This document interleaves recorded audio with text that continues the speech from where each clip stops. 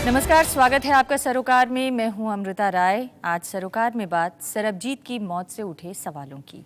आखिर वो कौन सी वजह हैं जो सरबजीत की मौत के लिए जिम्मेदार बनी? और सिर्फ सरबजीत ही क्यों, सरबजीत से पहले और सरबजीत के बाद सीमा के इस पार और सीमा के उस पार कैदियों के हालात किस तरह के हैं? तो आज हम इस बात पर चर्चा कर रहे हैं कि भारतीय कैदियों की स्थिति पाकिस्तान में या पाकिस्तानी कैदियों की स्थिति भारत में किस तरह की है। लेकिन इस चर्चा के अलावा इस चर्चा की वजह क्या है, इस पर देख लेते हैं एक खास रिपोर्ट। निर्दोष इंसान को कभी सजा नहीं होती, उसका कत्ल किया जाता है, जो आज पाकिस्तान ने करके आपको जता दिया, बता दिया। ये हत्या किसी व्यक्ति ने नहीं की, ये हत्या पाकिस्तान की सरकार ने किया है।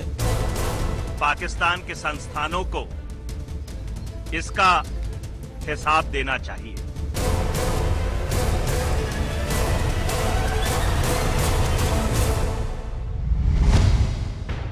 ये गुस्सा यूं ही नहीं भड़का है।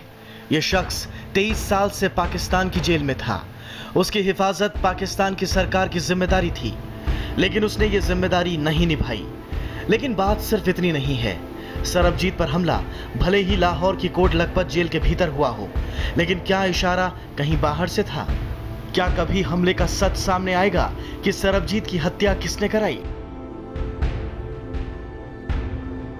1990 में 2 पाकिस्तानी शहरों में बम विस्फोट मामले में सजाए मौत पाने के बाद सरबजीत बरसों जिंदगी और मौत के बीच झूलता रहा। आखिरकार बदले की आग ने उसकी जीवन लीला खत्म कर दी। उसकी मौत पर प्रधानमंत्री मनमोहन सिंह ने कहा, मैं सरबजीत के निधन से अत्यंत दुखी हूं। वे भारत के वीर सपूत थे। तो आखिर भारत उसे क्यों नहीं बचा पाया?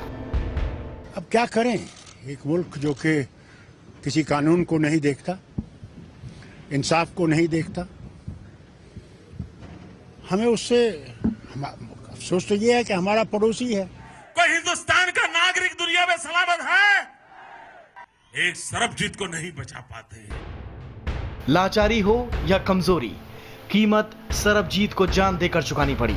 तकरीबन 3 महीने पहले वही जेल, वही हालात और वैसी ही वारदात। तब शिकार भारतीय कैदी चमेल सिंह बना था। भारत और पाकिस्तान की जेलों में एक दूसरे के सरबजीतों और चमेल सिंहों की कोई कमी नहीं है। 2 देशों की दुश्मनी की कीमत चुकाते ये लोग बड़े खेल में छोटे प्यादे। पर अहम सवाल ये कि क्या हुक्मरानों को कभी इस दर्द का एहसास होगा और क्या कोई रास्ता कभी निकल पाएगा? और आज इस मसले पर चर्चा करने के लिए हमारे साथ कई खास मेहमान इस वक्त स्टूडियो में मौजूद हैं। हमारे साथ एक खास मेहमान 1992 से लेकर 2006 तक इन्होंने कोट लखपत जेल में काटी है। तकरीबन 14 साल ये कोट लखपत जेल में रहकर बाहर आए हैं। इनसे पूछेंगे इनकी आप बीती कैसी रही। बहुत स्वागत है आपका स्वर्णलाल जी। हमारे साथ संदीप दीक्षित हैं जो कि वरिष्ठ सहायक संपादक हैं द हिंदू अखबार में। हमारे साथ इसके अलावा आर.एस. काला साहब हैं जो कि पूर्व सदस्य हैं राष्ट्रीय मानवाधिकार आयोग के। काला साहब, आपका भी बहुत स्वागत है। हमारे साथ टी.सी.ए. रंगाचारी हैं जो कि पूर्व राजदूत रह चुके हैं। रंगाचारी साहब, आपका भी बहुत स्वागत है। और हमारे साथ हैं वीना कुकरेजा जो कि दिल्ली यूनिवर्सिटी में प्रोफेसर हैं और भारत पाक मामलों को गंभीरता से जानती हैं। आप सभी का इस कार्यक्रम में स्वागत है। लेकिन सबसे पहले स्वर्णलाल जी, क्योंकि ये कहानी आप जैसे तमाम कैदियों के ऊपर है जिनके बारे में आज हम बात करने जा रहे हैं, इसलिए शुरुआत आपसे करना चाहूँगी। आप किस मामले में जेल में गए थे पाकिस्तान के और कैसे फिर रिहाई हुई? जी मैम, गया तो मैं स्पाई के लिए था और रिहाई हुई मेरी माँ और मेरी मिसेज की वजह से। अगर उसके लिए आप बोलें कि इंडिया गवर्नमेंट ने मेरे लिए कुछ किया, कभी कुछ किया, तो वो कभी नहीं किया। हाँ, इतना ज़रूर किया कि मेरी मिसेज की उन्होंने हेल्प की थोड़ी। लेकिन आपका अनुभव वहाँ की जेलों में रहने के दौरान किस तरह का रहा? मैम, दूसरे मुल्क की जेल, वो भी दुश्मन मुल्क, हम तो नहीं इंसानियत ये नहीं कहती है कि वो दुश्मन है, लेकिन जो उनका बिहेव है या जो भी आज तक वो करते आए हैं उससे दुश्मनी कहा जाएगा। तो दुश्मनी वो हमारे लिए हमेशा नफ़रत उनके मनों में है और उनकी जो जनरल नॉलेज है उसमें भी उन्होंने ये बताया गया है कि हिंदुस्तान हमारा दुश्मन है, इसलिए उनके बच्चों के दिमाग में भी जो बात है वो ये है कि हिंदुस्तान हमारा दुश्मन है। नहीं, मैं आपसे ये जानना चाहती हूँ कि जब आप जेल में थे उस दौरान आप लोग क्या करते थे, कैसे रहते थे, क्या काम लिया जाता था, लोगों का व्यवहार, आपके साथी कैदियों का व्यवहार आपके साथ वही बता रहा हूँ कि जब वो उनके दिमाग में ये सब है तो हमारे लिए कैसी भावना रखते होंगे अपने मन में। वो हमेशा हमें बुरी नजर से या जिसको क्या आप लोग की आपसी कोई बातचीत होती थी साथी कैदियों से वहाँ के? हमारे अपने साथी कैदी थे भारतीय, तो पाकिस्तानियों से भी होती थी। कभी जैसे क्रिकेट मैच ही चल रहा उसके ऊपर हो जाती तो हमें तंज करते थे। और जो वहाँ के जेल के अधिकारी थे उनका व्यवहार कैसा था? जेल के अधिकारी तो ऐसे थे कि अगर उनका बस चले तो वो मार दे हमें। इंडिया और पाकिस्तान को अब मैच्योर हो जाना चाहिए, मैच्योर हो जाना चाहिए और अपने स्पाइस को एक्नॉलेज करना चाहिए। शीत युद्ध के दौरान अमेरिका और सोवियत यूनियन अपने जासूसों को एक्नॉलेज करते थे और एक्सचेंज करते थे। बल्कि 2010 या 11 में एक पूरी स्लीपर सेल पकड़ी गई थी रूस की अमेरिका में, जिसमें एक बहुत ही खूबसूरत महिला भी थी। तो वो जो स्लीपर सेल पकड़ी गई थी उसके बदले अमेरिका ने अपने 2 जासूस रूस से लिए और इन सबको रूस भेजा। बाद में वो महिला बहुत ही कवर फोटो वगैरह पे आने लगी हैं और सेलिब्रिटी हो गई। पर ये है कि एक स्टेज पे एक्नॉलेज भी करते हैं। इसका मतलब आप इस सवाल को वहां ले जा रहे हैं कि जहां पर स्वर्ण सिंह ने इस बात को छोड़ा था कि इनको उस तरह की मदद नहीं मिली जिस तरह की मदद की ये उम्मीद करते हैं और जिस तरह की मदद सरबजीत सिंह को मिली। जी, क्योंकि स्पाइंग जो है ये स्टेट क्राफ्ट का एक इंटीग्रल हिस्सा है। देश चलाना हो, राज्य चलाना हो, रजवाड़ा चलाना हो, आपको गतिविधियों पे, औरों की गतिविधियों पे, दुश्मनों की गतिविधियों पे, इवन दोस्तों की गतिविधियों पे, अमेरिका ने तो 2-3 बार हमारा पेनिट्रेट किया है यहाँ पे ऑपरेशंस, RAW का, NTRO का, इन सब का। इनफैक्ट यहाँ से तो एक RAW का अफसर और उसकी फैमिली को अमेरिका जाली पासपोर्ट बना के बाहर ले गया क्योंकि वो पकड़े जाने के करीब था। तो स्पाइंग एक इंटीग्रल पार्ट है, ये मानना चाहिए और ये सब मानते हैं। अब एक स्टेज आ गई है जहां आप मैच्योर हो जाइए, जहां अपना स्पाइंग का मानिए। तो जैसे स्वर्ण सिंह का केस था तो ये एक बिनाइन केस होगा स्पाइंग का। मे बी इनको 4-5-6 साल में निकाल लेते, एक्सचेंज कर लेते प्रिजनर के लिए, जो कि टेररिज्म के केस में नहीं इन्वॉल्व हैं और या स्मगलिंग के केस वाले हैं। उन सबको तो आप पहले निकाल सकते हैं। यहाँ तो सारे के सारे जो हैं टका से इनके साथ मुश्किल इसलिए हुई, आप ये कह रहे हैं कि इनके साथ मुश्किल इसलिए हुई क्योंकि ये स्पाइंग के केस में बंद थे और इसलिए भारत सरकार ने इनकी मदद नहीं की? हाँ, एग्जैक्टली कि आप अपने जासूसों को मानते ही नहीं ना। पाकिस्तान मानता है, पाकिस्तान तो किसी को भी नहीं मानता है। तो उनको तो गाड़ा ही यहाँ जाता है मारने के बाद, जब मर जाते हैं ये किसी एनकाउंटर में, वो तो किसी को ही नहीं मानता। और हिंदुस्तान भी नहीं मानता कि उन्होंने किसी को भेजा। अब ये तो बचकानी सी बात है ना आज की दुनिया में कि कोई देश किसी के यहाँ स्पाइंग के लिए नहीं भेज रहा। तो एक स्टेज यहाँ आनी चाहिए। 1 जनवरी को प्रिजनर्स की लिस्ट एक्सचेंज की जाती है इंडिया पाकिस्तान के बीच, न्यूक्लियर इंस्टॉलेशंस की लिस्ट एक्सचेंज की जाती है। तो उन प्रिजनर्स की लिस्ट में जो लंबे अवधि के हैं, अभी सिर्फ धाराएं दी जाती हैं, आप बेहतर बताएंगे, तो उसमें लंबी अवधि के हैं, उनके सेंटेंसेस बताए जाएं, उनके जुर्म बताए जाएं, इन टर्म्स धाराओं में नहीं, इन टर्म्स ऑफ जेनेरिक उसमें, और फिर उसमें मैच्योर लोग हैं, एक्सचेंज करें। रंगाचारी साहब, जो संदीप कह रहे हैं कि आपको भी लगता है कि अब ये ज़रूरी हो गया है कि जो स्पाइंग की केस में पकड़े हुए लोग हैं उसको भी अब लिस्ट में शामिल किया जाए? ये जो फहरिस्त जो दोनों तरफ से बनती है उसमें इस हिसाब से नहीं बनती कि किस जुर्म में ये शख्स जो है वो हिरासत में लिया गया है, उसे कोई सजा वगैरह हुई है। सिर्फ नाम होते हैं, किस जेल में है, इनका जिक्र होता है। अब जहाँ तक कि रिहाई का सवाल है, मछुआरों की बात मैंने की, ये तो रिहाई इनकी होती ही है। लेकिन रंगाचार्य साहब, अगर स्टेट को ये नहीं पता होगा कि कौन किस जुर्म में बंद है तो उसको मदद कैसे दी जाएगी? जो लीगल एड की बात है या जो दूसरी मदद देने की बात है, अगर मान लीजिए हमारे देश का नागरिक दूसरे देश में बंद है और वो कोई छोटे मोटे मामले में बंद है तो और हमारी ज़रूरत है उसे मदद देने की, तो हम कैसे देंगे अगर हमें ये पता ही नहीं होगा कि वो किस मामले में बंद है और उसे कैसे मदद पहुँचानी है? ये एक कदम पीछे हटें तो उसमें ये देखिए कि किस जुर्म में बंद है, ये मेरे ख्याल से उतना अहम नहीं है। सिर्फ एक केस में अहम है, वो जो संदीप जी ने अभी जिक्र किया, टेररिज्म का। क्योंकि क्या होता है, दो चीज़ें हैं जिसमें कि इस तरह की चीज़ एक्सचेंज वगैरह हो सकती है। एक तो यह है कि अभी जैसे इटली के साथ में एक एग्रीमेंट हुआ है, मैं इटली का जिक्र इसलिए कर रहा हूँ कि अभी वो काफ़ी चर्चित है आजकल, कि आप सज़ा दे दें, लेकिन जिसको आपने सज़ा दी है वो अपने ही देश में जाकर के वापस वो सज़ा काटे। तो एक तो ये एक रास्ता है। दूसरा ये है कि राजनीतिक तौर पे सरकार, दोनों सरकार जो है आपस में फैसला करें कि भाई ठीक है, चलिए जो फला तारीख तक कैदी रह चुका है या जिसको हमने फला तारीख तक पकड़ा है, इन सबको हम रिहा कर रहे हैं। ये एक दूसरा रास्ता है। कौन सा रास्ता अपनाना है, मैं समझता हूँ कि अगर आप ये देखें कि किस जुर्म में पकड़ा गया है, उस तरह से अगर अलग करने की कोशिश करें तो दोनों देशों की यही प्रयास तो यही होगा कि भाई वो ये ना कहें कि ये हमारा जासूस रहा है, क्योंकि उसका एक दूसरा असर ये हो सकता है कि अगर आप कहें कि हमारा जासूस रहा है तो उस आदमी पे और तरह की मुश्किलात आ सकती हैं। जी वीना जी, आप इसे किस तरह से देखती हैं? स्पाइंग जो है इंटीग्रल पार्ट है स्टेट क्राफ्ट का, लेकिन हमारे यहाँ भी इतनी मैच्योरिटी नहीं है कि इसको हम एक्सेप्ट करें। अब आप देखिए वेस्टर्न कंट्रीज़ में जो स्पाइज हैं उनके भी राइट्स हैं, लेकिन यहाँ पे उनके क्लियरली कहीं राइट्स की बात नहीं की जाती है और डिनाई किया जाता है कि स्पाइज है, क्योंकि दोनों कंट्रीज़ में डिनाइल की ही जो है पॉलिसी और शायद इसी डिनाइल की वजह से सुन सिंह जैसे लोगों को लगता है कि उनके साथ अन्याय हो रहा है। हाँ जी, उनको सफ़र करना पड़ता है और उनको लगता है अन्याय हो रहा है। और अभी बीच में कुछ स्पाइस ने अपने एक्सपीरियंसेस भी लिखे हैं, तो उसमें भी यही उन्होंने इस तरह का अपनी जो परेशानियां हैं उनका जिक्र किया है।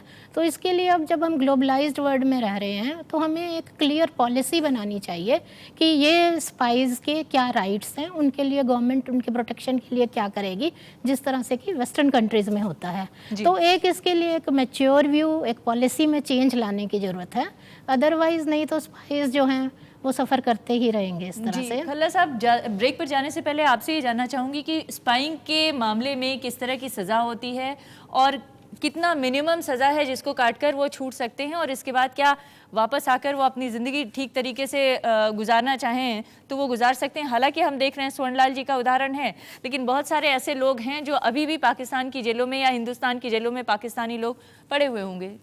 उस मामले में क्या किए जाने की ज़रूरत है? मैं एक बात स्पष्ट करना चाहता हूँ, पहले आपका जो सवाल उसका जवाब देने से पहले, जो भी बंदी होता है किस जुर्म के भी हो, 302 के अंदर है, 307 के अंदर है, उसके जो मानव अधिकार होते हैं वो कम नहीं होते, चाहे वो किसी भी जुर्म में, जिसी भी जुर्म में हो, स्पाइंग के जुर्म में हो, टेररिज्म के जुर्म में हो, जिसमें हो, जिस बंदी के जो मानव अधिकार हैं वो पूरे रहते हैं, आप वो छीन नहीं सकते। उसको हक होता है जीने का, उसको हक होता है कपड़े पहनने का, उसका हक होता है अच्छी रोटी खाने का, अच्छी जगह सोने का, ये उनके हक हैं। ये हमारे सुप्रीम कोर्ट ने भी रिकग्नाइज़ किया है, ये अंतर्राष्ट्रीय जो ह्यूमन राइट्स काउंसिल है उन्होंने भी ये रिकग्नाइज़ किया है कि ये सारे उनके हक होते हैं। अच्छा, ये स्टेट रिस्पॉन्सिबिलिटी होती है कि जो बंदी हो उनको दिए जाएं, और अगर ये हक हैं जो उनके, अगर किसी ने ये छीन लिए तो ये मानव अधिकार का उल्लंघन है। लेकिन उसमें दोषी कौन है, जिम्मेदार कौन है, जिम्मेदार स्टेट रिस्पॉन्सिबिलिटी है। जी, तो यहाँ कोई वो नहीं जिम्मेदारी नहीं बनती है, अगर स्टेट की बनती है तो इंडिया गवर्नमेंट की नहीं बनती है कि वो भी पूछे उनको कि हाँ भाई आप इनका हक क्यों मार रहे हैं, क्यों मार। पाकिस्तान में ये पाकिस्तान सरकार की रिस्पॉन्सिबिलिटी है, यहाँ में भारत में ये भारत सरकार की रिस्पॉन्सिबिलिटी है। भारत के शहरी उनके मुल्क में है, ये इंडिया गवर्नमेंट की रिस्पॉन्सिबिलिटी नहीं बनती है क्या कि वो पूछें कि वो क्यों उधर हमारे। आप दोनों के इन सवालों का जवाब एक ब्रेक के बाद लेंगे और चर्चा जारी रहेगी, बने रहेगा हमारे साथ। आज हम बात कर रहे हैं सीमा पार देशों में मौजूद कैदियों के हालात की, और हमारे साथ तमाम मेहमान तो हैं ही, लेकिन एक खास शख्स हैं जो पाकिस्तान की उसी कोट लखपत जेल में 14 साल गुजार कर लौटे हैं जिस कोट लखपत जेल में सरबजीत की मौत हुई, और उनका अपना एक्सपीरियंस किस तरह का है इस पर हम उनसे चर्चा कर रहे हैं। स्वर्णलाल जी, ये बताइए कि जिस समय आपको कैद किया गया, क्या इसकी इत्तला, क्या इसकी जानकारी आपने भारतीय उच्चायोग को दी या दे पाए आप? क्या आपको वहां पर जो एक कैदी का हक होता है, जो लीगल एड का यानी वकील मिलने का या दूसरे सारे हक, वो सब मिले?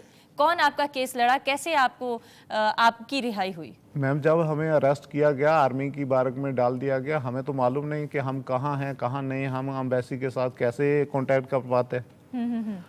हमें सेल से निकालने के लिए 20 आदमी मैगजीन चढ़ाएंगे राइफल की, और 20 बार जब आवाज़ें आएंगी तो हर जितने भी उधर कैदी बंद होते हैं, चाहे वो इंडियन है या पाकिस्तानी है, उन सब के रोंगटे खड़े हो जाते हैं और ये नहीं मालूम होता है कि किसका नंबर अभी लगना है। नंबर लगना है, वो मैगजीन चढ़ी है तो इसका मतलब है कि उसको इंटेरोगेट रूम में लेकर जाएंगे वो। तो हम वहाँ कैसे बता सकते हैं कि हम यहाँ अरेस्ट है, हम अपनी एम्बेसी को या अपने घर वालों को कैसे बता सकते हैं? हम इन चीज़ों से कोसों दूर होते हैं कि हम किसी को इन्फॉर्म कर सकें। जी जी जी, ये जो बता रहे हैं रंगाचारी साहब, ऐसे बहुत सारे मामले हैं। कई बार ऐसा भी होता है कि 6-6 महीने लग जाते हैं और सरकारों को पता ही नहीं होता है, चाहे वो वहाँ की सरकार हो या यहाँ की सरकार हो, कि हमारा आदमी कैद में बंद। 6 महीने नहीं, 6 साल। जी, इसमें मैं समझता हूँ कि थोड़ा इसको अलग अलग नज़र से, एक तो सरकार की बात, अगर अभी संदीप जी ने बात उठाई थी, फिर आपने भी इसका जिक्र किया कि जो किस तरह से कोई जासूस वगैरह है उनको किस तरह से उनके साथ किस तरह से सलूक वगैरह किया जाए। अगर यहाँ का कोई महकमा या वहाँ का कोई महकमा किसी जासूस को बेचता है, उन्हें ज़रूर इसकी कम से कम एक अंदाज़ तो होना चाहिए, चाहे पुख्ता ना हो, लेकिन एक अंदाज़ तो होना चाहिए कि हमारा जो ये आदमी है वो कहीं फंस गया है, मिसिंग है, वो हमारे लिए जो कल तक काम कर रहा था आज वो काम हो नहीं रहा है, इसके बारे में कुछ पूछताछ की जाए। ये यहाँ पर उस महकमे की बात हो रही है जिसने उसको भेजा है। ज़रूरी नहीं है कि विदेश मंत्रालय या जो उच्चायोग है उसको इसकी खबर हो, क्योंकि जितना कुछ इस तरह का काम होता है वो इस दायरे से बाहर होता है। जी। तो एक तो वो बात है। दूसरी बात जो सोचने की है वो ये है कि अगर इस स्टेज पे जबकि कोई आदमी गिरफ्तार हुआ है, अगर आपने ये दूसरी सरकार को बताया कि भाई ये तो हमारा भेजा हुआ है, ये हमारा, क्या उसके साथ में जो सलूक होगा वो बेहतर होगा या बदतर होगा? अब अगर उससे उस आदमी की जान खतरे में पड़ सकती है तो फिर क्या उचित होगा कि आप ये बात दूसरी सरकार को कहें? तो ये सब चीज़ें जो हैं, इसके मैं आज इस चीज़ पे बिल्कुल इस तरह से नहीं कह सकता हूँ कि इसी तरह से काम होना, लेकिन ये सब सोचने वाली बात है। जी संदीप, क्या आपको भी लगता है कि अगर इसको ओपन कर दिया जाए, अगर इस बात को स्वीकार कर लिया जाए कि वो हमारा स्पाई या उनका स्पाई है, तो जो कैदी है उसका जीवन खतरे में पड़ सकता है? स्वर्ण सिंह जी ने तो आधे घंटे में बता दिया होगा कि उन्होंने क्या काम किया, तो वो तो हम पे थोड़ी निर्भर कर रहा है या सरकारों पे थोड़ी बैठे हुए हैं कि बताने के लिए कि क्या हो रहा है। वो तो ये बता ही देंगे आधे घंटे में इंटरोगेशन के अंदर। तो सीक्रेट कुछ नहीं रहता, सब पता रहता है। तो उसमें यही है जो आप कह रही थी कि मैच्योरिटी की ज़रूरत है, दोनों देश मैच्योर हों। ऐसा नहीं है कि सरबजीत अकेला मारा गया हो जेल में दूसरे देश का। यही कोट बलवल जेल जो जम्मू है, या 1998 में सज्जाद अफगानी को मारा गया था। और सज्जाद अफगानी को क्यों मारा गया था? बोले कि टनल खोद के भाग रहा था, तो टनल का तो एक एंड जेल में ही था, दूसरा तो खुला भी नहीं था, तो मारने की क्या ज़रूरत थी? मारा गया। तो इस तरह के जो अमानवीय बर्ताव है दोनों तरफ, उसके लिए ज़रूरी है। बहुत अच्छा काम कर रही है ये joint committee on prisoners judicial retired जजों की। इन्होंने कई लोगों को छुड़वाया भी है। तो हिंदुस्तान ने बल्कि कल पहल की है, प्रस्ताव दिया, पहली बार पाकिस्तान को, हिंदुस्तान का चूंकि मॉरल हाई ग्राउंड स्लिप हो गया जब से सनाउल्लाह पे असॉल्ट हुआ, तो इन्होंने फिर प्रस्ताव दिया। प्रस्ताव में दिया कि ये हम दोनों बैठ के जुडिशियल कमेटी ने जो जो सुझाव दिए उनको इम्प्लीमेंट करने की कोशिश करें। तो ये मौका है, जबकि सरबजीत का केस। ये भी सच है कि जब मुंबई टेरर अटैक हुआ उसके बाद से 3 साल तक उनकी कोई बैठक ही नहीं हुई, कोई उसमें एक्शन ही नहीं रहा।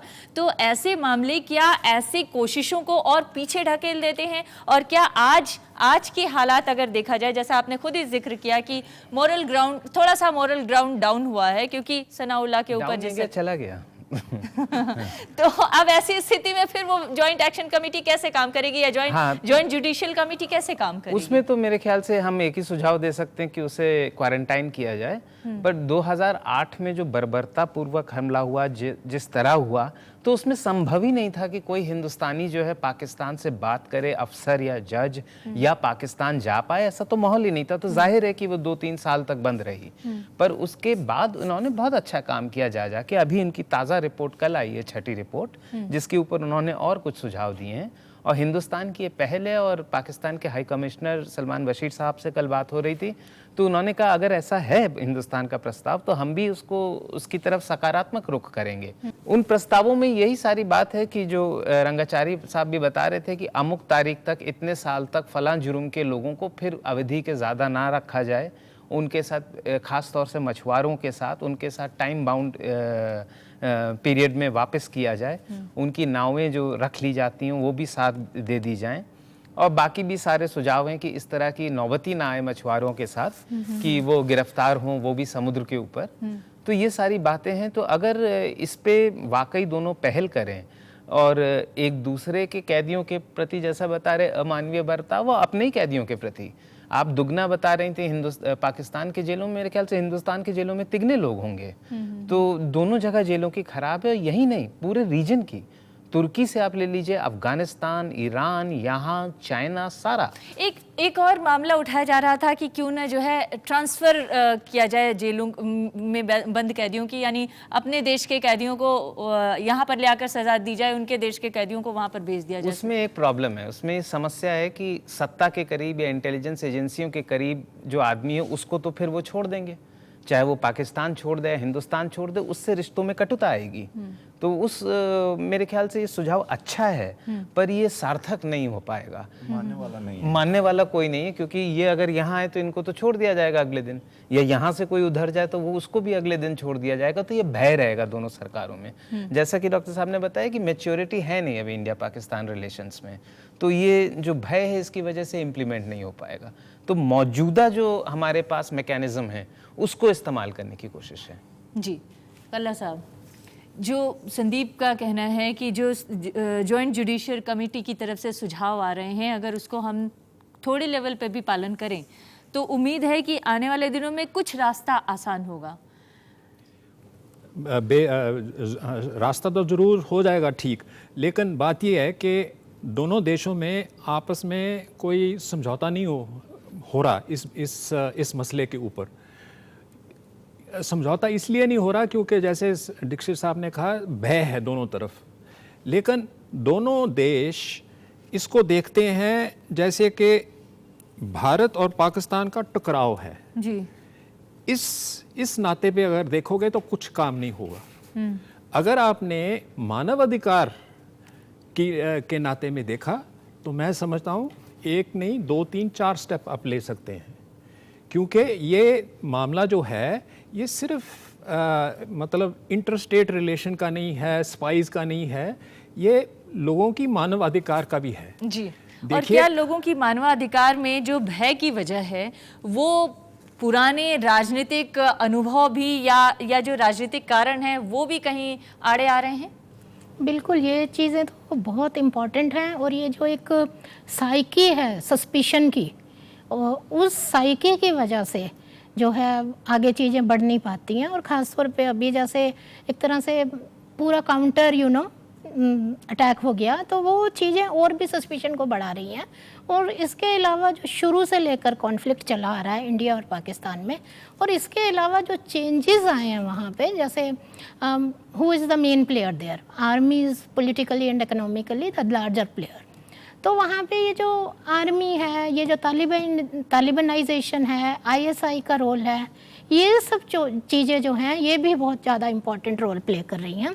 जैसे कि अगर हम सर्वजीत का एग्जांपल लें तो जरदारी ने 2012 में कह दिया था कि उनकी जो है उनको रिहा कर दिया जाएगा, उनकी जो डेथ सेंटेंस है उसको लाइफ इम्प्रिजनमेंट में कर दिया। तो उन्होंने 22 साल स्पेंड कर लिए थे, तो उनको छोड़ा जाना था। लेकिन 5 घंटे के बाद ये स्टेटमेंट आ जाती है वहाँ पे कि ये एक गलत इन्फॉर्मेशन थी, जो जिसे छोड़ा जाएगा वो सुरजीत सिंह है।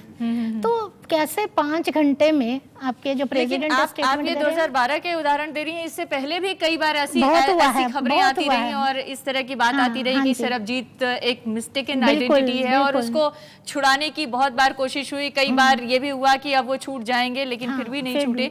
लेकिन एक सवाल उससे बड़ा है रंगाचारी जी, वो ये है कि अब सरबजीत के शव को जिस तरह से भारत में लाया गया, जिस तरह से राजकीय सम्मान के साथ उनका अंतिम संस्कार किया गया, ये क्या संदेश देता है दूसरे देश में जो जिस शख्स के ऊपर कोर्ट केस चला, जो दोषी पाया गया, उसे अगर हम अपने यहाँ ले आकर इस तरह से राजकीय सम्मान दे रहे हैं, ये क्या संदेश दे रहा है? इसको अगर सवाल को आप इस नज़र से देखें कि हिंदुस्तान ने जो कुछ किया उसे थोड़ा अलग रखें।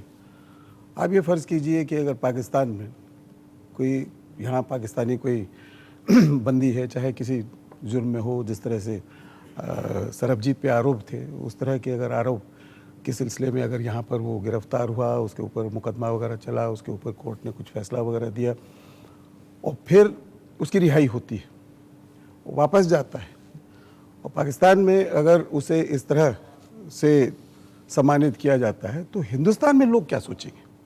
क्या वो ये नहीं सोचेंगे कि हम तो पहले से ही कह रहे थे कि इसे पाकिस्तान के सरकार ने, पाकिस्तान की जो भी, अभी आप आर्मी का जिक्र कर रही थी, ISI का जिक्र कर रही थी, इन्होंने भेजा था।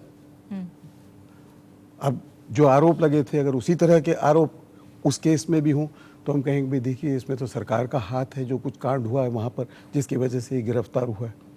तो क्या हम ये मैसेज देना चाहते हैं? अगर ये मैसेज नहीं देना चाहते हैं तो हमें फिर क्या रुख अपनाना चाहिए? क्योंकि कई ऐसे चीज़ हैं जहां आप जिसको सम्मान देना चाहते हैं, जिसको आप एक अहमियत देना चाहते हैं, वो एक हद तक दे सकते हैं।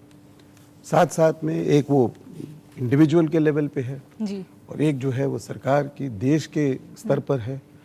तो इसमें हम क्या कोई इस तरह का एक फर्क ला सकते हैं? जी, और एक और सवाल है कि इस सम्मान को यूनिफॉर्म तरीके से क्यों नहीं अपनाया जा रहा है? जैसे अगर ये सम्मान देना ही है तो इनको भी मिलता और इससे पहले जो मारे गए शख्स थे उनको भी मिलता। सभी को एक बराबर नजरिए से क्यों नहीं देखने की जरूरत है? एक ब्रेक के लिए रुकेंगे, ब्रेक के बाद लौटेंगे तो ये चर्चा जारी रहेगी। तो आज हम बात कर रहे हैं सरकारों के रवैये और सीमा पार कैदियों के हालात की। स्वर्णलाल जी, आप ये बताइए कि आप जब 14 साल तक जेल में रहे, उस दौरान ऐसे हादसे, जिस तरह का हादसा सरबजीत सिंह के साथ हुआ या चमेल सिंह के साथ हुआ, पहले भी कभी आपने देखे? अपनी आंखों से भी कुछ देखा? जी हाँ, बिल्कुल देखे। हमने एक केस देखा बिहारी लाल का, जो पठानकोट सुजानपुर का रहने वाला है। तो उसके ऊपर कोई केस नहीं है, कोई कुछ नहीं, बॉर्डर क्रॉस है, वो शो नहीं कर पाए हैं, साबित नहीं कर पाए हैं कि इसके ऊपर क्या चार्ज लगाना है। लिहाजा कोर्ट में लेकर गए, उन्होंने डिटेन आर्डर, जिसको बोलते हैं नज़रबंद कर दिया। और कोर्ट ने आर्डर किया, उसने बोला कि जी मैं गैर मजहबी हूँ, गैर मुस्लिम हूँ, लिहाजा मैं यहाँ का जो भी राशन पानी है मैं नहीं खा सकता। कोर्ट ने हिदायत की कि आप इनको कच्चा राशन दें और जो भी इनकी ज़रूरत है उसको दें। तो बिहारी लाल जी ने उधर जेल में जाके एक बार बोला, 2 बार बोला, तीसरी बार बोला कि सर मुझे राशन दीजिए, मुझे कपड़े दीजिए, मुझे साबुन तेल दे दीजिए। तो उन्होंने नहीं सुना, बल्कि उसको जान से मार दिया, हमारे सामने मार दिया। किसने मार दिया? कैदियों ने या जेल के अधिकारियों ने? जेल अथॉरिटी ने, कि वो डेली जाके शाम के टाइम उसने बोलना है, जो हमारा इंचार्ज था उसको बोलना है। वो नया लड़का आया था 2 स्टार लगाकर, उन्होंने बोला सर मेरा वो दे दीजिए। तो ऐसे रोज बरोज चलता था। एक दिन हमारा जो जेल का सुपरिटेंडेंट था उसको अटैक हो गया, और दूसरी जेल का, उधर लाहौर कैंप जेल है, डिस्ट्रिक्ट जेल, वहाँ से सुपरिटेंडेंट साहब आ गए। तो उन्होंने आके वो जो असिस्टेंट था उन्हें बताया जी ये कुछ लोग हैं इनमें जो ख़राब करते हैं, हमें ये है वो है। तो उन्होंने बोला साहब हमने साबुन तेल का सवाल किया था, अभी तक मिला नहीं साहब। तो जो 2 स्टार वाला था उसने बोला भाई बैठ जा। तो उसने सुपरिटेंडेंट साहब को बोला साहब ये आपके सामने हमारे साथ ज़बरदस्ती कर रहे हैं, पीछे से क्या हाल करते हैं हमारा। तो सुपरिटेंडेंट साहब एक कदम पीछे हटे, वो दूसरी जेल से आए थे, एक कदम पीछे हटे, उन्होंने एक किक बिहारी लाल के मुंह पे रसीद कर दी। तो बिहारी लाल उनकी तरफ देखने लग गया, उन्होंने दूसरी कर दी रसीद। तो फिर बिहारी लाल बोल पड़ा कि आप हमें देते तो कुछ है नहीं, मारने को पड़ जाते। तो वो बोला ये बोलता है, जो पुलिस वाले दूसरे सार्जेंट थे उन्होंने डंडा पूरा उसके मुंह में डाल दिया और हमारे देखते देखते उसके मुंह से और नाक से खून बहने लग गया। तो जो उसकी जान बची थी, उसको पनिशमेंट ब्लॉक होता है जेल में, वहाँ ले जाके उसको मार दिया, उसकी रीढ़ की हड्डी तोड़ दी, उसका ये पीछे से वो तोड़ दिया और वो 1 घंटे के अंदर उसकी मौत हो गई। सरबजीत के मामले में आपको क्या आशंका हो रही है? देखिए वहाँ को जैसे कि इस कमरे में कोई दूसरा इजाज़त के बगैर नहीं आ सकता है, तो वहाँ कैसे जा सकते हैं? 6 आदमी कैसे जा सकते हैं एक साथ? सार्जेंट वहाँ मौजूद रहते हैं, 2-3 सार्जेंट हर टाइम रहते हैं, तो कैसे आदमी जा सकता है वहाँ अंदर?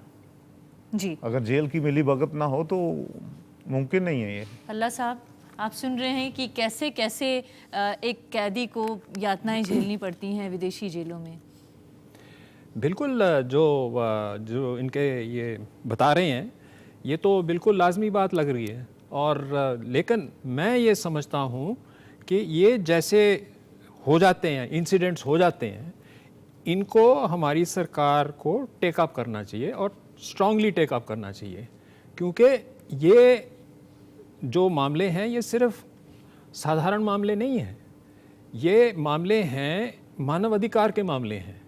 हम नहीं कहते कि ये जो इसने दोष किया इसको कम कर दो या इसको रिहा कर दो, हम तो सिर्फ यही कह रहे हैं कि जो इसका मानव अधिकार है उसको पूरा किया जाए। जी, मुझे तो ये डर लग रहा है कि अगर ऐसे होगा तो फिर मतलब वहाँ की न्याय व्यवस्था पर, वहाँ की पूरी प्रणाली पर सवाल उठने लगेंगे। जिस तरह का ये एग्जाम्पल दे रहे हैं कि इन्होंने अपनी आंखों के सामने एक भारतीय कैदी की मौत देखी। जिस तरह की बात अभी स्वर्णलाल जी ने की है हिंदुस्तानी कैदी के बारे में, अगर आप देखें तो पाकिस्तान में इन्हीं मुद्दों पे, पाकिस्तान में जो कुछ हो रहा है उस पर चर्चा हो रही, उनकी जुडिशरी में इसके बारे में चर्चा हो रही है। आप जानते हैं कि कुछ साल पहले जब मुशर्रफ साहब वहाँ पर उनकी हुकूमत चल रही थी तो उन्होंने 60-70 जजेस जो थे उनको ऐसे ही बर्खास्त कर दिया था। और अभी हाल में जो उनकी जुडिशरी, उन्होंने अब एक फैसला दिया है कि ये ज़िंदगी भर चुनाव नहीं लड़ सकते वहाँ पर। तो वहाँ जिस तरह के हालात जेल में ही हों या बाहर और सोसाइटी में हों, उसके ऊपर एक बड़ी भारी चर्चा चल रही है। और पाकिस्तान एक दौर से गुजर रहा है जहाँ पर इन चीज़ों पे मैं समझता हूँ कि बहुत संगीन तरह से इन चीज़ों पे विचार हो रहा है। अब इसका क्या नतीजा निकलेगा वो तो टाइम विल टेल, जिस तरह से कहा जाता है कि अब 5 साल बाद 10 साल बाद पता लगेगा कि इससे क्या फ़ायदा हुआ है, कुछ बुनियादी परिवर्तन वगैरह आया है कि नहीं आया है। और पहली बार अब अगले हफ्ते उनके यहाँ चुनाव होने वाले हैं, पहली बार 5 साल एक सिविलियन सरकार जो है वो अपने टर्म जो है जिस तरह की भी हो, कमियां हैं, खामियां ज़रूर हैं, हम बहुत सारी चीज़ें निकाल सकते हैं, लेकिन डेमोक्रेसी जो है पहली बार वहाँ पर ऐसा लगता है।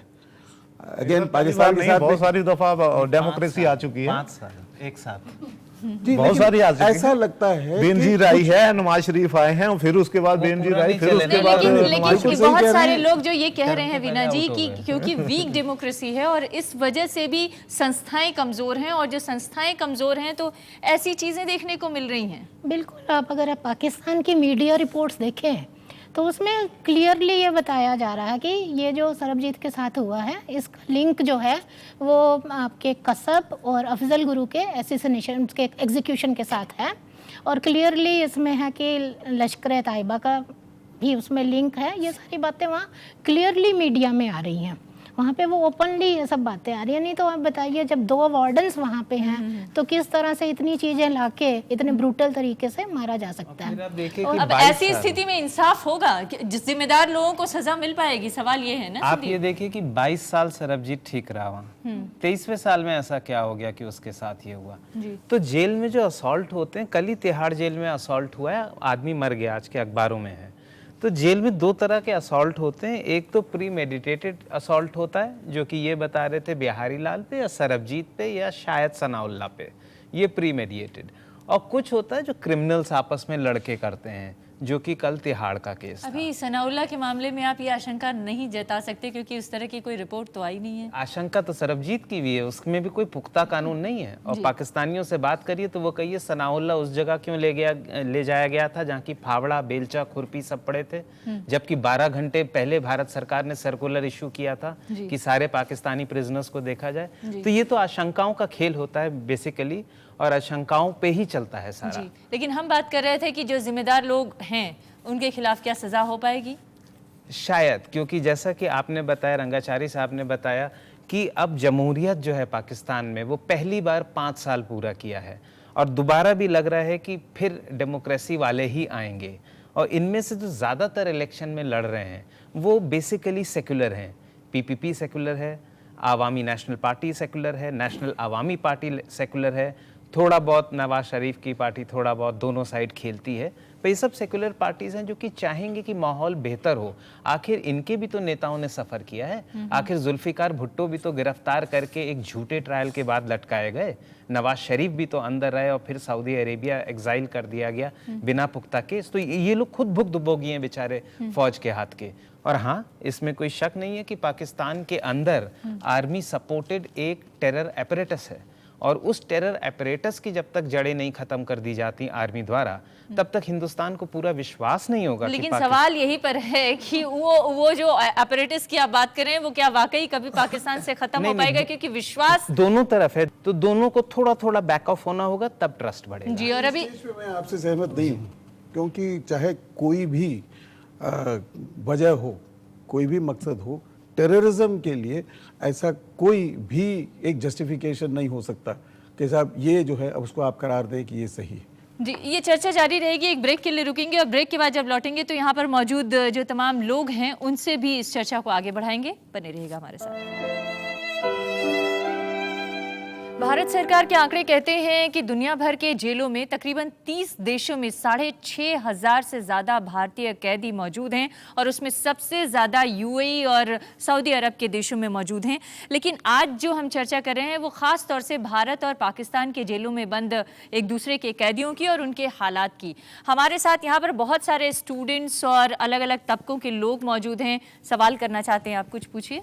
कभी वो लोग कारगिल पे हमला करते हैं, कभी मुंबई पे धमाका, कभी पार्लियामेंट में हमला, कभी हमारे सिपाहियों के सिर काट के ले जाते हैं और कभी सरबजीत को मार के उसका दिल, किडनी, लिवर निकाल के बॉडी हमें भेज देते हैं। लेकिन हमारी सरकार के पास इसका कोई जवाब नहीं है। 71 वॉर के कई POWs आज भी जेलों में पड़े हैं, लेकिन शायद सरकार के पास उसके लिए टाइम ही नहीं है। लेकिन अगर अभी पाकिस्तान क्रिकेट बोर्ड का मैसेज आ जाए एक मैच के लिए, तो अभी दोनों देशों का मैच यहीं पे हो जाएगा। इकट्ठे दोनों देशों के नेता बैठ के मैच देखेंगे और तालियां बजाएंगे। क्या ये सियासत है या इसके अलावा भी कुछ है इसमें? रंगाचारी साहब, देखिए, जहाँ तक के 71 के जो कैदी उसके बाद जो पाकिस्तान के जेल वगैरह में रहे हैं, उनका जहाँ तक उनका ताल्लुक है, इस चीज़ के बारे में दोनों देशों के बीच बातचीत हुई है, दोनों सरकारों के बीच बातचीत हुई है। जी, ये बात आप सही कह रहे हैं कि अभी भी जो है कई संख्या ऐसे बताती लोग है, हैं, तकरीबन 74 ऐसे लोग हैं जो 74 क्लेम किया जाता है, बहुत ट्रेस नहीं है। जी जी, बिल्कुल आप ये सही कह रहे हैं, दोनों देशों के बीच में लेकिन बातचीत भी हुई है। और एक मेरे ख्याल से या 2 बार कुछ ऐसा भी उन्होंने पाकिस्तान की तरफ से अरेंज हुआ है कि जो हमारे लोग गए। लेकिन ये आपकी बात का जवाब नहीं है, मैं सिर्फ उसमें डिटेल ऐड कर रहा हूँ। ये चीज़ जो है, जैसे मैं पहले भी कह चुका हूँ, दोनों सरकारों को इस चीज़ पे फैसला करना चाहिए कि इस तरह के जितने भी लोग हैं उनको तुरंत जो है रिहा कर दिया जाए। क्योंकि मैं नहीं समझता कि आज 40 साल के बाद में कोई पाकिस्तान का भी मकसद किसी तरह से पूरा हो रहा है कि इन लोगों को आप जेल में रखें। आज अमेरिका लादेन को उठा के ले जाता है और पाकिस्तान की नाक के नीचे से उसका तबाही कर देता है, लेकिन हिम्मत नहीं है हिंदुस्तान में कि वो जाके वहाँ अपनी बात भी कर सके। हमारे लोगों के सर काट के ले जाते हैं, वापस नहीं आता कोई।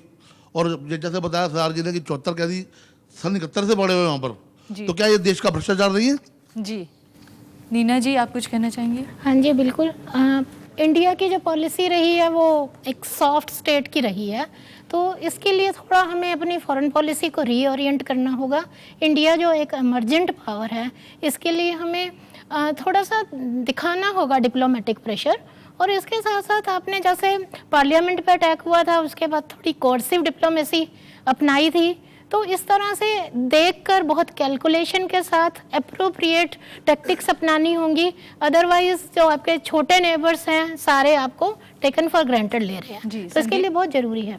अमेरिका के मैं आपको बताऊंगा, बहुत सही पॉइंट कह रहे हैं अमेरिका। लेकिन क्या है कि हर साल पाकिस्तान को 3-4 बिलियन डॉलर की मदद देता है, तो ये जो जनरल हैं वो थोड़ा बहुत इनको अलाउ भी कर देते हैं। मुझे बड़ा मुश्किल है मानना कि बिना पाकिस्तान के जनरलों के जाने ये बिन लादेन को ले गए। कुछ आंख मिचौली का खेल हुआ होगा। और अमेरिका के नीचे एक छोटा सा देश है क्यूबा। 50 साल हो गए घेर के मारने की कोशिश कर रहा है, अमेरिका अभी तक नहीं कर पाया। तो यहाँ अमेरिका का फेलियर है, एक छोटे सा देश, वो भी पड़ोसी में क्यूबा, और यहाँ अमेरिका की थोड़ी सी सक्सेस है। तो ये इंटरनेशनल पॉलिटिक्स में होता रहता है इस तरह की बात, ऊंच नीच। देखिए, मैं ये कहना चाहती हूँ कि अगर आज जब अफजल गुरु पकड़े गए थे तो अफजल गुरु को फांसी की सज़ा दे दी गई, लेकिन उनको फांसी नहीं दी गई। किस नाम पे? कि मानवाधिकार योग है, और ये बचा रहे हैं उसको। और जब उनको फांसी देने की बात हुई उस समय भी इस बात के लिए काफ़ी हंगामा हुआ, और ये हंगामा सिर्फ पाकिस्तान की तरफ से हुआ।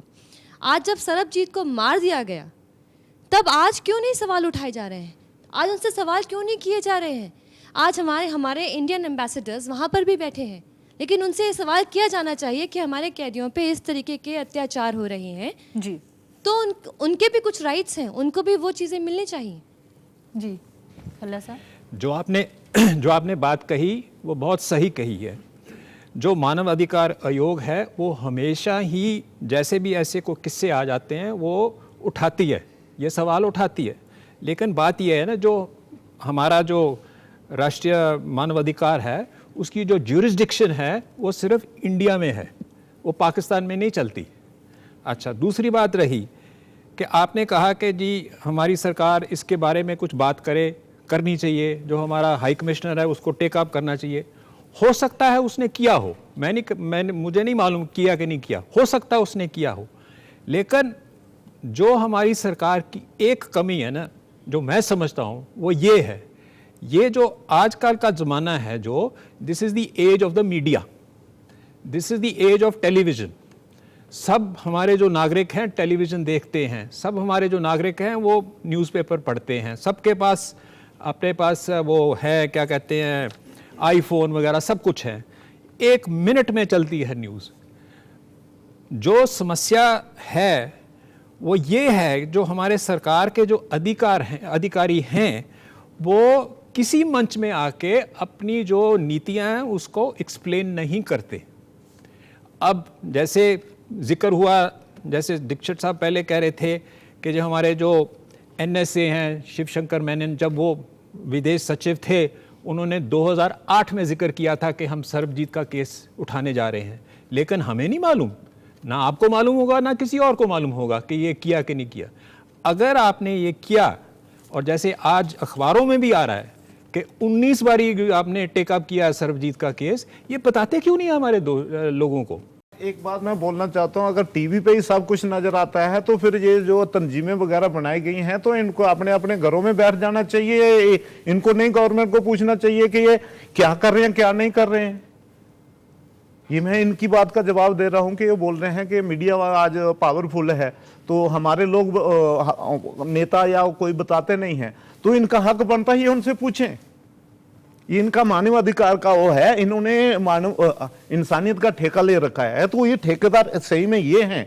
इनका काम बनता है कि ये नेताओं को पूछे, हमारे राजनेताओं को पूछे कि आप लोग क्या कर रहे हैं हमारे लिए। जी अगला सवाल, जो इंडियन फार्मर्स हैं वो गलती से यहाँ बॉर्डर पार करके पाकिस्तान की जेल में कैद हैं, उनके लिए गवर्नमेंट ने कुछ नहीं करा, जबकि वो बेकसूर थे, उनका कोई कसूर नहीं था, वो फिर भी वहाँ कैद हैं। और वहाँ के लोगों में इतनी चिढ़ है इंडियंस को लेके कि वो लोगों का नाम वहाँ पे मज़हब चेंज करा के उनका नाम चेंज कर देते हैं।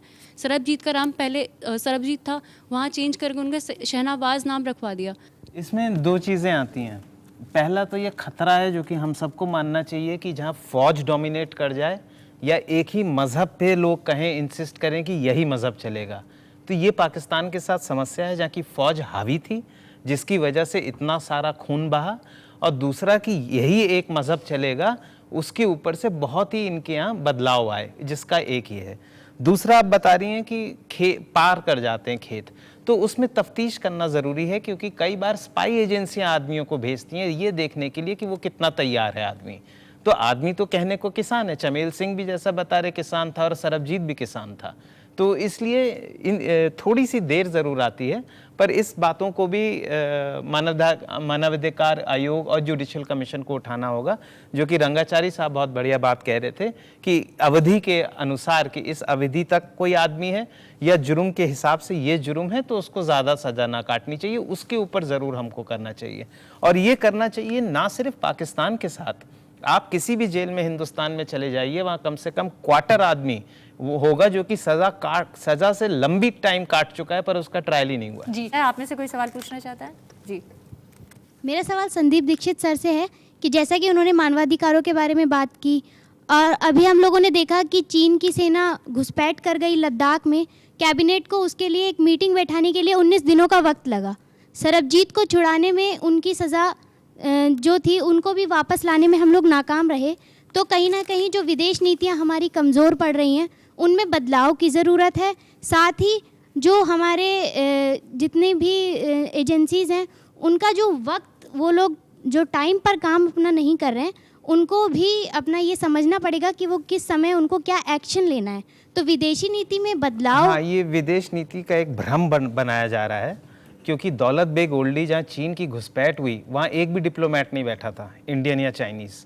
वहाँ किस्म किस्म के सिक्योरिटी एजेंसी के लोग बैठे हुए थे और वहाँ उनकी नाक के नीचे 40 लोग आ गए और उस बात को कहीं भी उजागर नहीं किया जा रहा। इसका कारण भी आप समझ लीजिए कि क्यों नहीं उजागर किया जा रहा, और जो कि विदेश नीति पे ब्लेम डाला जा रहा है। ये विदेश नीति है जिसकी वजह से सुम दोरोंगची 1987 में कन्फ्रंटेशन हुआ था, उसके 26 साल तक अभी तक कोई कन्फ्रंटेशन नहीं हुआ है। तो ये एक भ्रम में डाला जा रहा है उन लोग द्वारा जिन्होंने की ये स्थिति आने दी कि यहाँ पे, क्योंकि वहाँ तो कोई भी डिप्लोमेट नहीं था, एक डिप्लोमेट। लेकिन वो सिर्फ चाइना के साथ विदेश नीति की बात नहीं कर रही हैं, वो पाकिस्तान के साथ भी भारतीय विदेश नीति की बात कर रही हैं। पाकिस्तान के साथ तो राजनीतिक तौर पे संबंध अच्छे बनाने होंगे, उसी के लिए मैंने पहले भी जिक्र किया संसद का प्रस्ताव, क्योंकि जब आप बॉर्डर के ऊपर सेटल करेंगे तो कुछ देंगे और कुछ लेंगे। ऐसा आज तक दुनिया में नहीं हुआ कि आपने ले लिया सारा और दिया कुछ नहीं। चीन ने भी जो बॉर्डर सेटल किया कजाकिस्तान के साथ तो $10 बिलियन देने पड़े। 1100 किलोमीटर चीन ने उज्बेकिस्तान से लिए, उनको भी $10 बिलियन देने पड़े। तो या तो पैसा दे दीजिए या जमीन दे दीजिए। लेकिन एक जो हाल के दिनों में चाहे वो मोस्ट फेवर्ड नेशन का दर्जा देने की बात हो या CBMs के थ्रू संबंध सुधारने की बात हो, उस तरह के एक्शंस से क्या कुछ बातें बनी हैं और क्या आगे बढ़ने की कोई उम्मीद दिख रही है? क्योंकि ये तो चला आ रहा है लेकिन बावजूद इसके हालात जो इनके लेवल पे हैं, स्वर्णलाल जी के लेवल पे, वो कुछ खास नहीं बदल उस पे तो जरूर है कि सरबजीत की मौत बहुत ही ज्यादा दुखद घटना थी। स्वर्णलाल जी 3 साल एक्स्ट्रा जेल में काट के गए, बहुत ही गलत थी।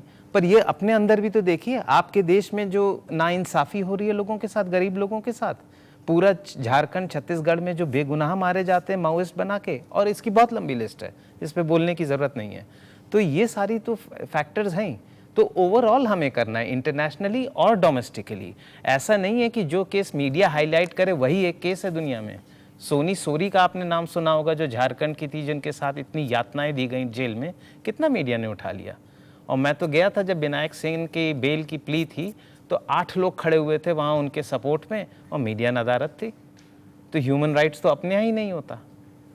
जी, मेरा सवाल संदीप दीक्षित सर से है कि सर, भारत को बार बार पाकिस्तान उकसा रहा है और इसकी घटनाएं हम देख रहे हैं। एक बार हमने जवाब दिया था 1999 में, हाल में जो सबसे लेटेस्ट हमारा जवाब रहा। क्या आपको नहीं लगता कि फिर से एक तरह हमको ज़मीन पे आ जाना चाहिए और खुली आसमान के नीचे एक बार फिर से लड़ाई कर लेनी चाहिए? बिल्कुल कर लेनी अगर चाहिए। दिल में अगर इतनी नफरत भरी हुई है तो एक बार निकाल लेनी चाहिए। ये जो है, पाकिस्तान की फौज पूरे देश पे राज्य करती है और एक ही फौज है पूरे रीजन में जो एक युद्ध नहीं जीती। सर, चाइना सर 14 किलोमीटर अंदर आ जाता है, हमारी सरकार बोलती है बातचीत जारी है। सर, बांग्लादेश सर, करोड़ों बांग्लादेश हमारे यहाँ सर आके बस जाते हैं, सरकार बोलती है बातचीत जारी है। सर, हमारे जवान का सर पाकिस्तान सर काट के ले जाता है, हमारी सरकार बोलती है बातचीत जारी है। सर, मेरा सवाल ये है, सर हमारी सरकार सर डरती है क्या?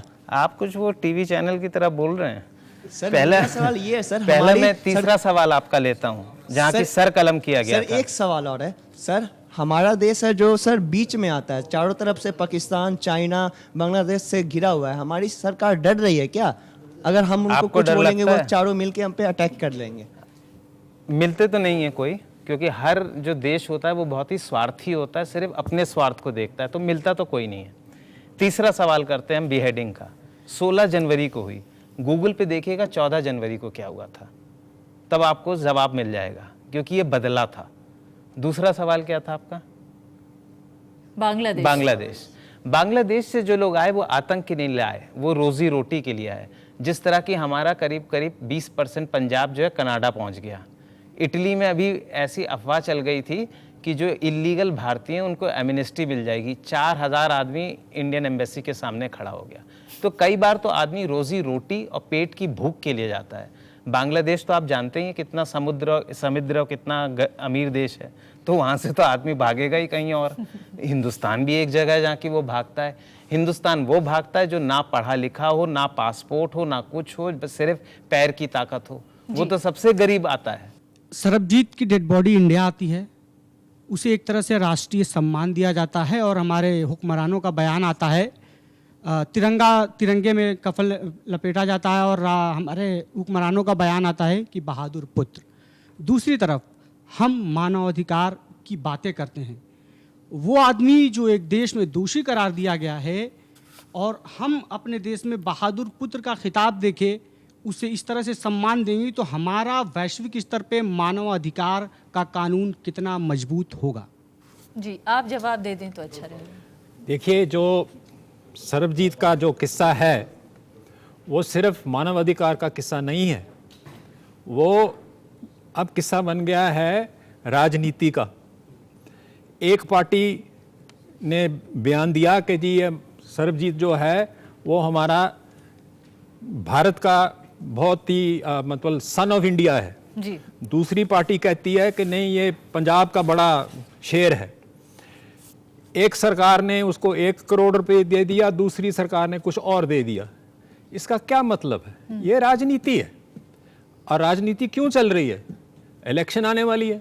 अब जाने से पहले 2 सवाल, एक सवाल आपसे और रंगाचारी जी आपसे पूछूंगी। पहला सवाल आपसे कि आप अब 14 साल जेल में काटकर भारत आ चुके हैं, आप एक जीवन को पटरी पर लाने की कोशिश कर रहे हैं, लेकिन यहाँ से आप क्या चाहते हैं स्टेट से?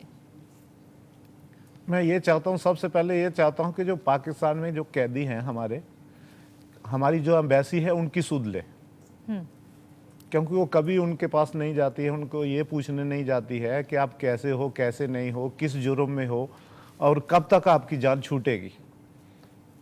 सबसे पहले तो ये चाहूँगा। फिर ये चाहूँगा कि जो लोग आ जाते हैं तो कम से कम उनके पुनर्वास के लिए कि उनको दर दर ठोकरें ना खानी पड़े। हर एक को, जितने हमारे नेता हैं, जितने नेता हैं हमारे गाल वालों ने, जितने भी नेता हैं, जितने भी डेमोक्रेट हैं, जितने भी कमिश्नर हैं, सबको खत लिखा, लेकिन किसी ने कुछ नहीं सुनी। तो इसलिए मेरी ये विनती है कि इन लोगों के पुनर्वास के लिए जो उधर है उनको छुड़ाने के लिए और हमारी एम्बेसी को करना चाहिए, सतर्क रहना चाहिए। पाकिस्तान की एम्बेसी जहाँ चाहती है वहाँ चली जाती है, लेकिन हमारी एम्बेसी को कोई ऑर्डर नहीं है कि वो कहीं भी जा सकते हैं। अगर वो जाएंगे तो उनको डर है कि हमें मारेंगे और मार के वो भगा भी देते हैं। जी, रंगाचारी जी, जहाँ तक आप अभी एम्बेसी की बात कर रहे थे, अपने खुद की तजुर्बे से मैं आपको ये बताऊं कि जो हमारी एम्बेसी को इस्लामाबाद से बाहर जाने की इजाज़त नहीं, रावलपिंडी भी जाने की इजाज़त नहीं। एम्बेसी उठा लिया, अगर उनको इजाज़त नहीं है किस लिए उधर बिठाई गई? देखिए, ये अगर आप कहें तो इसके बारे में तो आप जरूर सरकार से कहिएगा जो कुछ कह रहे, सरकार जो फैसला करे। मैं सरकार की तरफ से, हमारी सरकार सुनती तो आज हम, मैं सरकार की तरफ से नहीं बोल रहा हूँ, वो मैं तो सिर्फ आपको जो वास्तविकता है उसके बारे में मैं बता रहा हूँ कि वहाँ उनको इजाज़त नहीं है बाहर जाने की। और अगर आपको जेल में जाना है तो जो जेल में अगर जाना है, यहाँ भी वही है, अगर पाकिस्तानी एम्बेसी को जेल में जाना है तो सरकार की इजाज़त के बगैर जा नहीं सकते। मैं आपकी बुनियादी जो बात है उससे मैं असहमत नहीं हूं। पाकिस्तानियों के पास यहाँ सोर्स हैं, यहाँ बहुत सारे मुसलमान हैं जो उनके रिश्तेदार हैं, सारे हैं, वो इस तरीके से उनसे मिल लेते हैं। ये आप गलत बात कह रहे हैं। और जो आपकी चिंताएं हैं उससे वो असहमत नहीं है, उस पर वो भी फिक्रमंद हैं, लेकिन सवाल ये है कि उनके पास इसका सही जवाब नहीं है, क्योंकि वो उस पद पे नहीं है जहाँ पे आपको सही जवाब दे सके। लेकिन जाते जाते एक सवाल और कि ये जो एक विकल्प तलाशा जा रहा है कि कोई ज्वाइंट ट्रीटी कर लिया जाए या कोई ज्वाइंट ट्राइब्यूनल बना दिया जाए ताकि एक जगह पर दोनों ही देशों के मामलों की सुनवाई हो और जल्दी जल्दी ट्रायल हो और वो छूटें और अपने घर जाएं या जो भी उनको सजा देनी है मिले। इससे तो कोई भी असहमत नहीं हो सकता है। सवाल ये है कि इसमें 2 सरकारें हैं, दोनों को इसमें हाँ भरनी है। अगर सिर्फ एक तरफ से हाँ हो तो उससे गाड़ी आगे नहीं चलेगी। जी, तो जरूरत इस बात की है कि दोनों ही सरकारें अपनी अपनी तरीके से इच्छा शक्ति दिखाएं। जी, मैं आपको एक बात बताना चाहता हूं कि कानून की कमी किसी तरफ नहीं है। हाँ। ना हमारी तरफ है ना उनकी तरफ है। सिर्फ सवाल ये है उसकी अमल नहीं होता, ना वो करते हैं ना हम करते हैं, जैसे जो कैदियों की जो हालत तो आप है। ये कह रहे हैं कि कानून बनाने से कुछ नहीं होगा, नए सिरे से सोचने की जरूरत नहीं, जो पुरानी चीजें हैं उसी को अगर अमल में ले आया जाए तो भी काफी होगा इन लोगों की मदद करने के लिए। लेकिन जरूरत यही है कि उन तमाम विकल्पों पर विचार किया जाए जो हमारे आसपास मौजूद हैं मगर उनका पालन नहीं हो रहा है। आप सभी का बहुत बहुत धन्यवाद हमारे इस कार्यक्रम में आने के लिए। आपका भी धन्यवाद।